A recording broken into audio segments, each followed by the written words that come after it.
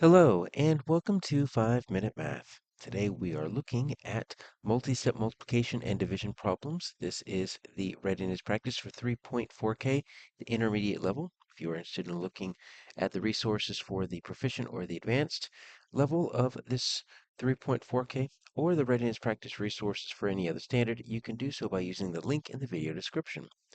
So we've got Farmer Joe, and he's got 3 rows of apple trees.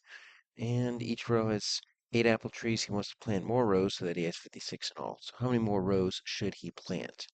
Well, let's see this right here. When we've got this each, that means we're dealing with equal groups. Okay, and so when we're dealing with equal groups, that lets me know that I can use multiplication.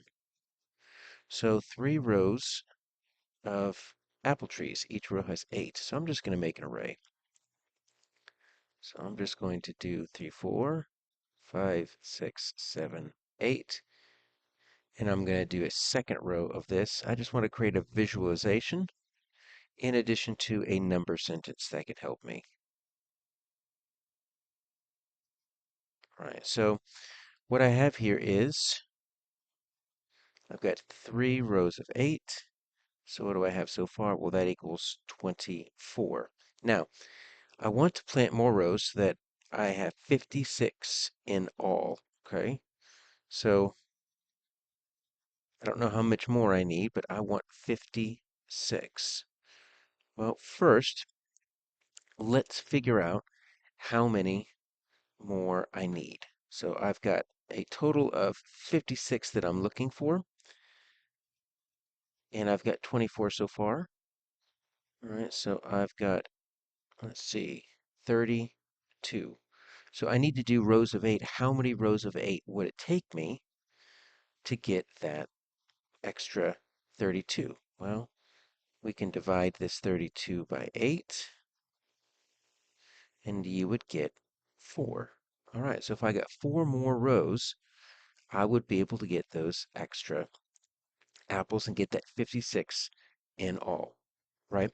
So there's a few different ways I can think about this as an equation, right? I could say 3 times 8 plus, and then I can have an unknown number, right? I can have an unknown times 8, right? Looking for how many rows equals my 56, right? Or I could say that my 56, right, is going to equal blank times 8, my unknown times 8. And then what I could do is then I could take that and then I could subtract that from the 3 rows that I already have, right? There's a few different ways that we could represent this, but let's go ahead and just put our answer down here. How many more rows should he plant? So he should plant,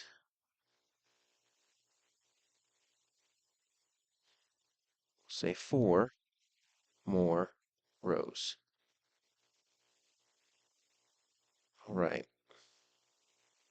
So our second problem, we have Mrs. Smith has a bag of 36 cookies, wants to share them equally among 4 students in her class.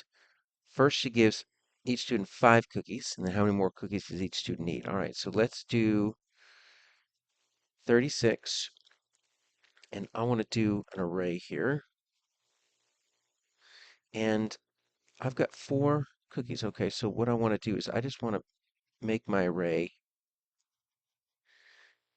and I'm just going to put them in 4 columns here, right? It's always different ways that we can represent this, right? And so my question is if I've got each column equals 1, so I'll say student 1, student 2, student 3, student 4. Well, how many 4s can I get out of my 36? Well, hopefully we know this fact. 36 divided by 4 equals 9. So what I want to do is I want to just draw 9 rows. Might need to extend my lines down a little bit. Let's see how many I have so far. 1, 2, 3, 4, 5, 6, 7. All right, and let's get 8, 9 down here. All right, so these are gonna represent my cookies. 4, 5, 6, 7, 8, 9. She's already shared them equally among. She's already given each student 5 cookies. Okay, so let's do this. Let's say I've got 1, 2, 3, 4, 5. So I've already given 5 cookies out to each student, which means I've already given away 20 cookies because 4 times 5 equals 20. So without even necessarily setting up an equation, I can visually see how many more cookies does each student need to receive the equal share. Well, that's this right here. And how many more do I have, right? Well, I could say that 1, 2, 3, 4. I could say that each student needs 4 more cookies.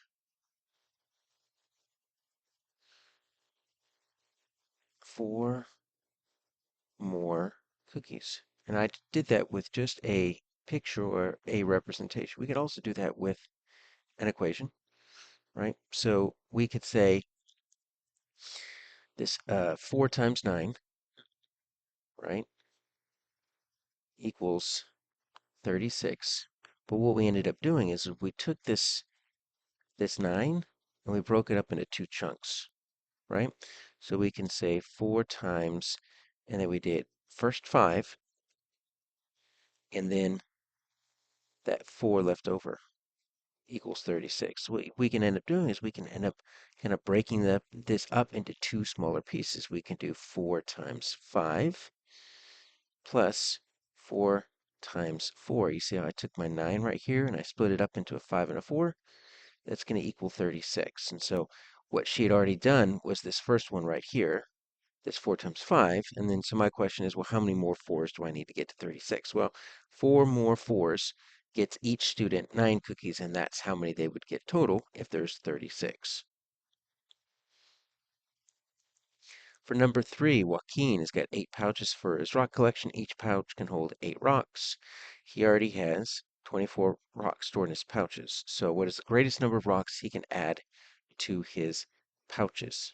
All right, well, let's take a look here. We've got 8 pouches. So I'm going to, let's just draw 8 circles. So I'll just do 2 rows here of 4. And that's going to represent my 8 pouches. Okay, each pouch can hold 8 rocks. Okay, so I'm just going to put 8 down in this other color, and that's going to be my maximum. So 8 is my maximum for each of these. And then he already has 24 rocks stored in his pouches. Okay, now it doesn't necessarily tell us that he has the 24 rocks stored equally in his pouches. He could have them all stacked up in just a few pouches. Ultimately, it's not going to matter, but let's go ahead and say that we've got them stored equally. So I've got 24, right? And I want to divide that into my 8 pouches. So let's do 3 in each, okay? So I'm just going to put 3 X's in each, like this. Now, remember that pink 8 lets us know what our total is for each pouch. So we have 3 in each pouch. We need to find the greatest number of rocks he can add to his pouches. Well, how much do we have left? Well, each of these can do 5 more, because if each pouch can hold 8, and I've already got 3 in there, 8 minus 3 is 5.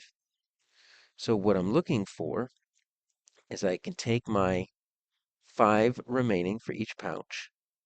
I've got 8 pouches, and that's going to get me an extra 40. Another way to visualize that would be to say that if I've got my 8 pouches, right,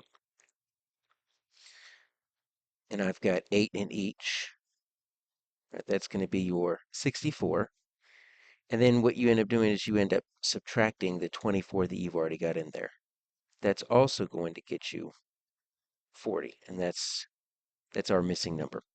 So we'll say that he can add 40 rocks. And that would be our answer. So if you are interested in looking at the readiness practice for the proficient or advanced level for 3.4K, or would like to explore other readiness practice resources, you can do so by using the link in the video description.